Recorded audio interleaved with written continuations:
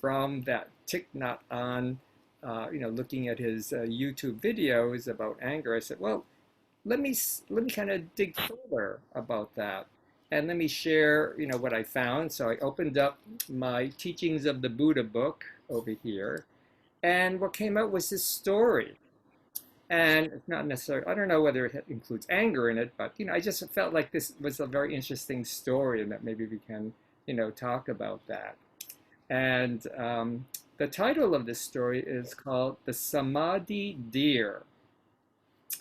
Once there was a simple woodsman who lived in a forest, and every day he would collect wood for the king's palace. One day he was in a clearing in the forest cutting wood, when he noticed a most beautiful deer standing quite still, not far from him. Quite enthralled, he put down his axe, and looking at the deer, he thought, "What a beautiful animal." At that moment, the deer spoke, and it said, "What a beautiful animal."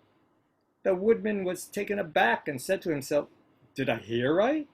And the deer, looking at him, said, "Did I hear right?" Now, completely taken aback, he said to himself, "Can it be true, a talking deer?" At which the deer replied, "Yes. And now you're thinking, can it be true, a talking deer?" The woodsman looked away and he thought, "It can probably lip read." And the deer said, "Now you're thinking that I can probably lip read." Really taken aback now, he thought, if I can catch this talking, mind-reading deer, the king will richly reward me. To his horror, the deer said, "Now you think if you can catch this talking, mind-reading deer and bring me to the king, he will richly reward you." At that point, the woodsman sprung towards the deer, at which point the deer, knowing exactly what he was going to do, had already anticipated him and sprung back. And so it went on for quite a time, and whatever the woodsman thought or did, the deer repeated or anticipated. Finally, enraged, oh, here's about anger, and in desperation, the woodsman set about chopping the wood with ferocity, accompanied by the deer saying, "It's no good, whatever you do, I can still read your mind." So he chopped harder and harder and harder to the accompaniment of the commentary of the deer. As he chopped and chopped, the voice seemed to fade. And then suddenly, with one last supreme effort, he drove the axe with a complete, single-minded concentration at the log, and at that very moment, the axe head flew off and struck the deer in the middle of the head. And the mind-reading, talking deer fell to the ground unconscious. So, what do you think of this story, folks? That's terrible. Anyway, I don't know. It's horrible. It's horrible. It's It's horrible. terrible. With no apparent point. And what am I missing? When we let our anger take over, we cause things to be harmed, we send out harmful energy out. Sorry. Yeah, no, I guess I missed that. I guess I was expecting some sort of, beautiful, enlightened ending to the story, and instead it was, what are you telling us, RD? Dee wanted the Walt Disney ending. I did. I did. Yes, the Walt Disney. I was not prepared for that ending. Well, frankly, I wasn't prepared for that ending too. I turned the page, I said there had to be something more, and that was it. That was the story. So, actually, what came to me was about, can we mind read other people? So that was one thought that kind of crossed my mind. Obviously, the story probably has a lot of levels and interpretation that we can reflect upon. But anyway, there's kind of like my train of thought, from yesterday, and then, going to Thich Nhat Hanh on the YouTube, and then I said, well, maybe I should really kind of connect to the Buddhist teachings and see what Thich Nhat Hanh was really talking about, and maybe there might be some, jewel of information, and this was the story that came up in my hands. So that's why I decided to share this story. But I agree, it's not a Walt Disney ending, I'll tell you. Lois, did you want to say something? But it gives the right message, because at first you're like, well, what's the point? But the point really is, as it was mentioned, when your anger's out of control, you do things that you don't intend to do. Right. He didn't want to kill the deer. He wanted the deer alive to bring it to the king. That's But correct. because he got so lost in his anger, he broke the one thing that he wanted. So that's probably the message. You break the one thing that you truly want when you get lost in your anger. When you get lost, or it doesn't have to be the anger, but just getting lost in your emotion, you just get so Yes. overwhelmed and you color everything else around you. And so, those are right, doesn't have to be anger, but just, just the concept of emotion covering up all of us. And, anyway, any other thoughts kind of come to mind? I don't know. It was a kind of interesting story that I read. Oh, and Beth, yes. Something much more simple. Our anger can hurt the ones we love unexpectedly. Mm-hmm. We don't see it coming, but it happens. Right. Exactly. So when this anger There's something affects us, too. There's an old African. oh, go ahead. Go ahead. Dee. Go ahead, Dee. You have to unmute, Dee. There's an African story about one of the Orishas, one of the deities, who is a hunter, and he comes outside to look for a beautiful bird that he had captured earlier in the day, and he finds that it has been stolen. So he is enraged, and he pulls out his bow and arrow, and he shoots it into the sky, and he says, "May this arrow land in the heart of whomever stole this bird from me." And a few moments later, he hears this shriek from the other side of the village, and he recognizes that it's his mother's voice. And he races. He realizes what he did, that he's killed his own mother. His mother had come by in the morning, admired the bird, and just decided to take it home for a little while, or to take it for a walk or something. But he just assumed someone stole the bird and cursed this person, and put the arrow into the air and said, "May this land in the heart and kill whoever took this bird." And of course that was the lesson, is, you don't wish something horrible or do damage to somebody without, you never know who you're going to hurt. Right. Exactly. And So I just wanted to share that. No. I actually, so You're right. I take it on a different perspective. Being in this COVID quarantine, sheltered in place, imagine all of us, or there are couples, there are families sheltered together. And how are they dealing with expressing their anger? And do they even know how to? And I have to say, it is very difficult. And then, of course, you have to have a very aware. So that's what Thich Nhat Hanh was talking about. We need to be very aware and breathe, and really try to be more mindful about encompassing, or he basically said, embrace all of these emotions. And once you understand it, then you can truly, kind of like dissipate, or to resolve, or to gently somehow address this situation. I think the story that Thich Nhat Hanh said on the YouTube, he mentioned about this father. Oh, this is the story. So here was a father. Here was a man, and he was beaten by his father or something like that. And he, in his mind, he said, "Never, when I grow up and have my own family, I will never beat my children." And so of course, true to form, he is now a young father with 2 children, and a boy and a girl. And the little boy and the girl are playing, and all of a sudden, the boy was supposed to watch the little girl, and the girl fell down and really hurt herself. And what did the young father do? He screamed at his little boy, and then he caught himself. "Oh my gosh," I said, "I'm not going to be like my father." And what did I do? The exact same thing as my father. So therefore, of course, he kind of backtracked immediately, but, talk about awareness. He understood that was the source of chi that now has been passed on from him, from his father.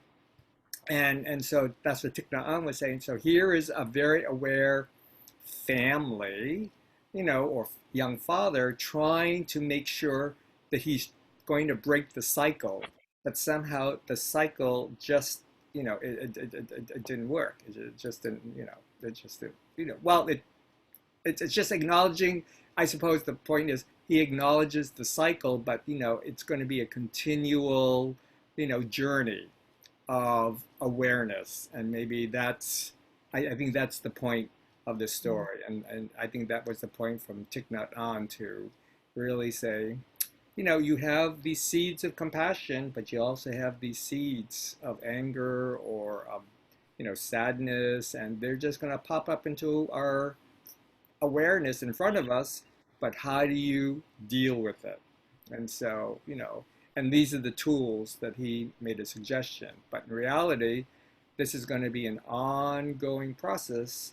And of course, as COVID is definitely, highlighting, our awareness of, of ourselves in relationship, to our family. And of course, the family is the one who's going to get, the brunt of it all, because they're the people who are right beside you, and, and unless you're aware immediately, said, excuse me, I have to leave and go, beat a pillow in the bedroom next door, that is truly being aware of trying to address the situation. But sometimes, as this Axeman, he's so overcome with the passion of this is what I need to do. And of course, it got clouded. And, the one thing that he really wanted, as Lois was saying, it's not there anymore. So there's just something just to be aware of. So anyway, any other thoughts before we go into a meditation? Any other thoughts? Yes, and Beth, please. Just a question. Please. The YouTubes, the private YouTubes, is there a password for that? Because I tried to click on one and it wouldn't open. Nope, it can only come from me. Nobody can access it. There's no password. Oh, so I need to ask you for a specific. You have okay, now I get it. Call me, email, text me, and say, RD, I would like that specific YouTube of yesterday, and I will, I will send that to you. But nobody, and that's why thank goodness, at least we have some privacy issues on this internet. That it is not accessible to anyone, and only I can allow it. Unless if I put it on public, then anybody can access it. But there is no password, to it. There is no password. Okay. Now I didn't understand how it worked. Yeah. Thank you. We're still kind of learning all this technology or whatever. Anyway, we have a short period of time, but I think it's enough time that we can kind of relax and just kind of. That was the teachings for today, folks. As you can reflect upon that. So, let's just relax and just breathe. Put your feet on the ground, wiggle your toes, make sure you're having your feet on Mother Earth. Clear our minds. And let's imagine that we're all sitting together under this beautiful Chinese gazebo on the side of the mountain, overlooking the meandering river, seeing the trees surrounding us, feeling the gentle breezes. And let's begin our time with the ringing of the bells.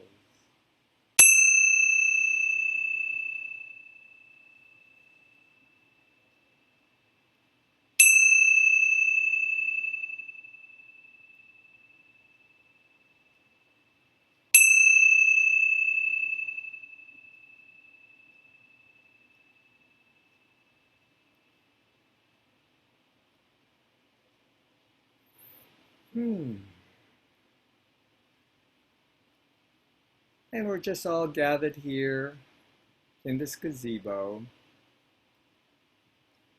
feeling calm, feeling peaceful. And let's imagine this beautiful golden cord of energy coming from the universe along the central channel of our bodies, connecting into the earth, this beautiful harmony of heaven, humanity, and earth. And just breathe and relax. Relax your entire being. And just relax our heads. Relax our necks. Relax our shoulders, our arms, our hands. Bring our attention to our hearts. And let's just relax and be grateful for our hearts. Relax the lower dantian, also known as the golden stove. Relax our hips, our thighs, our knees. Even relax our feet. We're all gathered here together in the Ming Tong, or the Bright Hall, just welcoming all of the positive universal energies into our sacred space.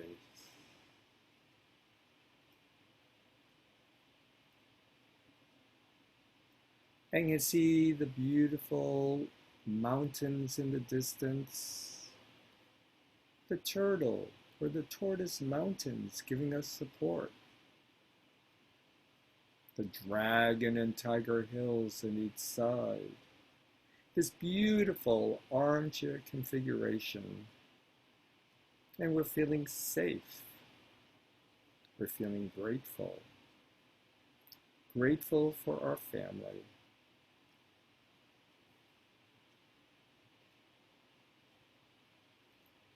And let's enjoy this quiet contemplation and just be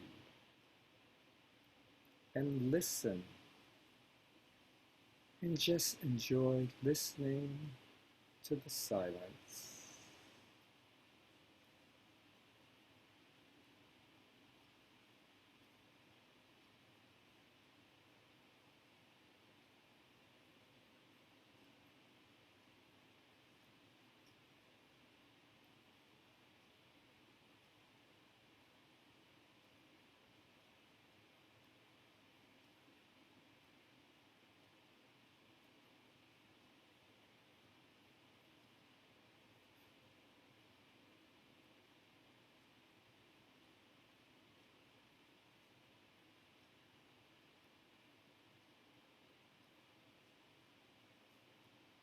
And let's bring our attention to our hearts sitting in a beautiful lotus flower, just floating along the cool, calm waters, the waters of life. And our hearts filled with love, filled with compassion,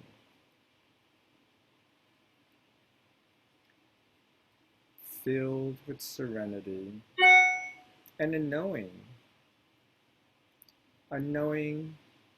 that we are all loved. And our hearts, the chi energy expanding, radiant, filled with chi balls of healing rainbows, purple light energy, merging with the universe. And just continue our breathing gently in and out.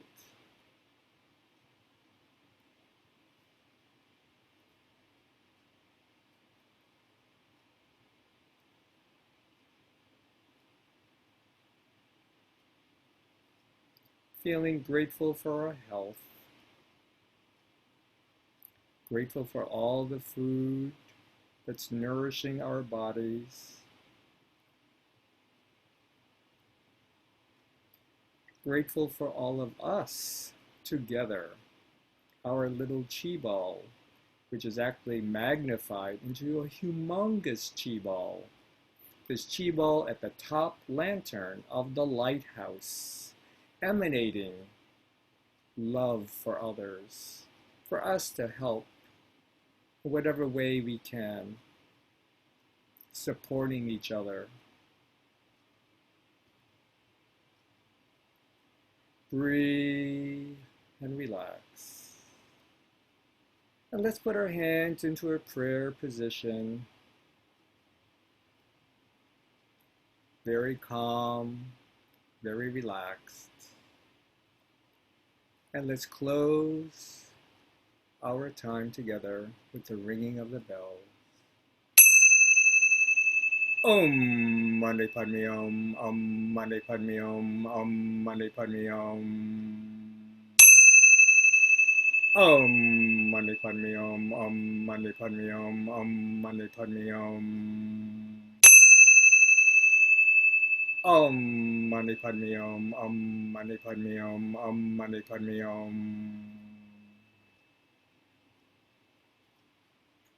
Om Mani Padme Om. The 6 true words welcoming good health, prosperity, peace, and compassion. So let's gently, gently rub our palms together.